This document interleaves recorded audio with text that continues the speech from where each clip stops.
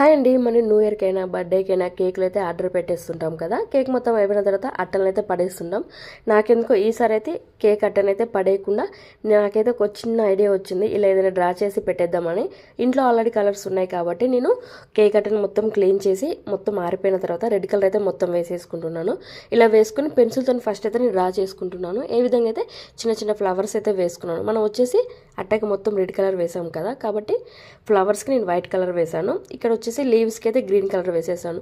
ఆ ఫ్లవర్ మొత్తం వైట్గా ఉంది కదా అని మధ్యలో ఎల్లో అండ్ రెడ్ కలర్తో ఈ విధంగా డ్రా చేశాను. ఇలా చేసిన తర్వాత మనకు ప్లేస్ అనేది చాలా ఉండిపోయింది. వెల్కమ్ రాసి ఇంకా కింద ప్లేస్ ఉండిపోతుందని నేను హోమ్ స్వీట్ హోమ్ అని ఇలా రాసి మంచిగా డ్రా చేశాను. ఇలా చేసిన తర్వాత మీరు కావాలంటే కింద ఏమన్నా బటర్ఫ్లైస్ అన్నా లేకుంటే టెడ్డీ బొమ్మలైనా లేకుంటే క్యాట్ బొమ్మలని మీకు నచ్చిన విధంగా డ్రా చేసుకోవచ్చు. చూడడానికి సింపుల్గా ఉండే పడేసే వాటితోని ఈ విధంగా డ్రా చేయడం నాకైతే చాలా హ్యాపీగా అనిపించింది.